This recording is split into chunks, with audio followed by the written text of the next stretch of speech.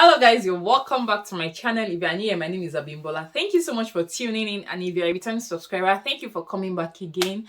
Today guys, I'll be taking you through the process, step-by-step process on how to apply for your provisional driver's license. Okay, if that's something you're interested in seeing, please keep watching, don't go anywhere. To apply for provisional driver's license, there are two major ways to do that. You can either do it online or you can go to the post office and get a form. So I'll start with the post office. Yesterday, I went to the post office and I got this because I wanted to film this video. It is completely free of charge. It is only when you are returning it that you have to pay for the form you have gotten from the post office. Because if you don't pay, then your provisional driver's license will not be processed, okay?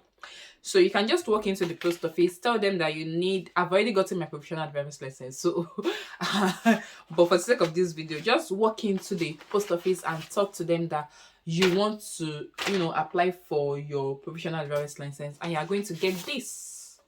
So it's going to come like this. You add this, which is like an instruction manual on how to fill the form that is here. So depending on your status, if you are coming into the UK for the first time, you need to have been in the United Kingdom for about 180 days without traveling anywhere before you can actually apply for your provisional driver's license. Okay, but if you've been coming in and going out, you cannot apply until you are ready to, stay here for an average of at least 180 days before you can apply for this provisional driver's license. And in some cases, if you've been in the country since you came in, but you're not up to 180 days, sometimes you can be lucky enough to get this application done for your driver's license, your provisional driver's license. If you got your driver's license from the post office, it's going to look like this. And like that. So this is what it will look like. So I'm just going to run you through how to fill it. Always read the instruction before you fill this. You use capital letters to fill the form, and you fill the form using black pen, black ink only. So if you're applying for the first time, which is what this video is for, you have the list of application here.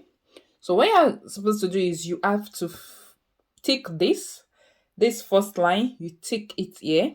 That is a first provisional license, a first provisional in bracket learner license with a view to passing a test. So that means that you have not done your theory test, neither have you done your practical test. So your plan is to actually do your theory or your practical test.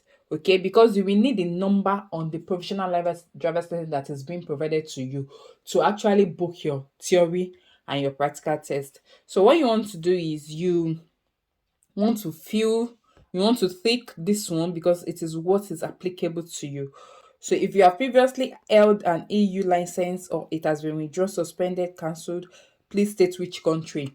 So if it is applicable to you, you will state the country. But for those who are coming newly from overseas country and they've never had license in the UK or EU or EAA, just leave this empty and tick this place. So that is it for section 1. For the section 2, what you're just going to do is you are going to fill your own details. You see this place where they wrote your Great Britain driver number.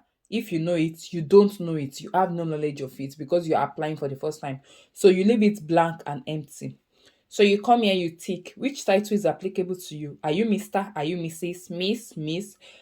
Depending, you tick it. You write your surname. So you fill your surname first, then your first name in capital letter, then you fill your date of birth, starting with your date, your month, then your year.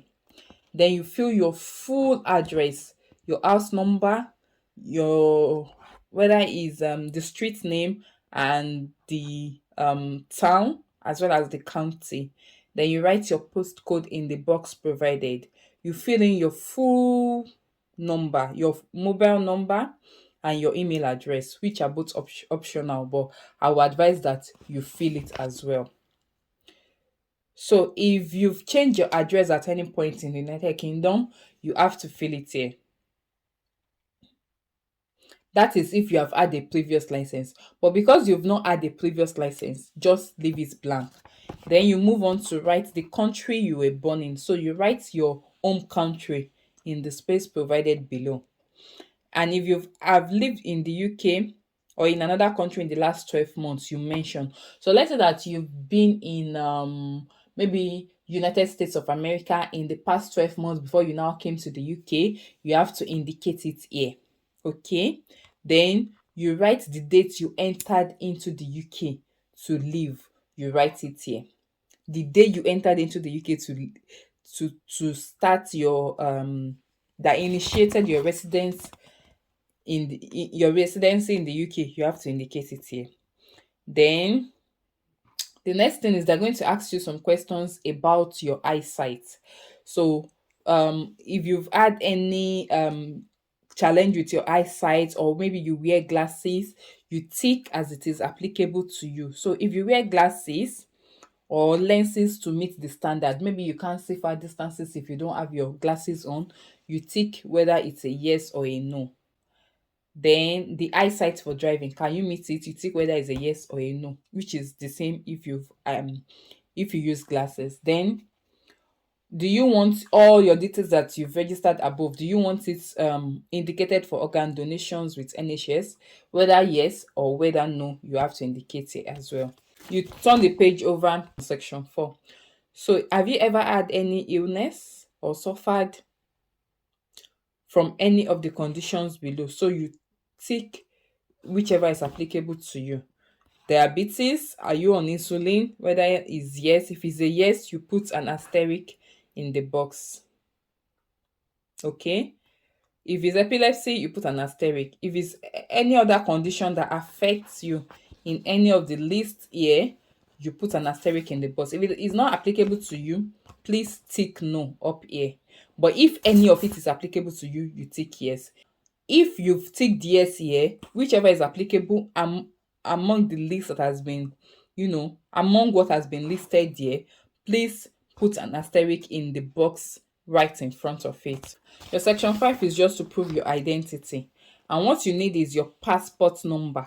But because you don't have a UK passport number, you leave the part A empty. Don't fill it because you're applying for the first time, you don't have a UK passport number. You now come to part B. Part B should be any of the documents that you have that will show that you are a resident of the United Kingdom. And in most cases, it is advisable that you use your biometric residence permit, because it is one of the things that is applicable to show that you are a UK resident. So you tick your biometric residence permit. So you now go to your biometric residence permit and enter your serial number. Part 6 also is not applicable to you if you are applying for the very first time. You don't have any business with part 6. Now you come here and fill part 7. That is applicable to you. Okay, so for the part 7, what you have to do is you have to sign. You keep your signature within this box right here, and you write the full date of the date you plan to send back this form to DVSA. So you put your signature here and you write the date here. Then here you need to attach a passport. So what you do is you peel this, you attach your passport. But before you attach your passport, make sure you write your full name in capital letter at the back of the passport and put your signature. Then you now staple or you glue your passport to this point. If you don't have a passport photograph that can fit into this space here, you can go into any of the stores, whether Wilko or Boots or Sainsbury or Tesco, to snap a passport photograph. Just tell the attendant that you want to snap a passport photograph for the purpose of DVSA, and they would help you to set it accordingly. Then once you snap the passport photograph, write your full name, sign at the back of it, and attach it to the space provided below. You come here for your checklist and you indicate that you have signed the form, section 7. okay, and that you have paid the correct fee. You do not send cash, so you can pay it directly to the DVSA account. If you are not applying online, you tick that you have attached your proof of identity as well, which is your BRP. Then you tear this form. As the form is like this, see, it is written, please tear off this page before sending your application to DVSA. So the one, what you just need to do is you tear it apart. You tear it apart and you are sending only this part that contains all your details. That is what you are sending back to DVSA. This one is just for your for information, for your personal consumption, for you to read and understand. So if you're applying for the first time, if you're applying for license for the first time, you pay an online fee of £34. That is if you're applying for car or motorcycle license. In case I've not told you, there are different type of licenses. There is the car license or the motorcycle license, and there is the truck license. Okay, so if you're applying for your first car or motorcycle license, you pay £34. If it is truck, if it is for truck, it is more than that. It is different. If you're applying online and you are not doing physical application like this, you are going to see that all the details that is needed will be asked of you. So you fill the form accordingly and you can make the payment directly online. Okay, so once you're able to make the payment directly online, they will now send you the form that looks similar to this. You fill the form. Once you are ready to send back your form, you attach your BRP to the form and send it back through the post office. If you got this form from the post office and you are returning it, you have to send your BRP with the form so that it can be used to confirm the proof of your identity. That is basically it. And once you are able to send that across to DVSA and they have done their own checks and verification, they would be able to, confirm, and the next thing you will get is your provisional driver's license.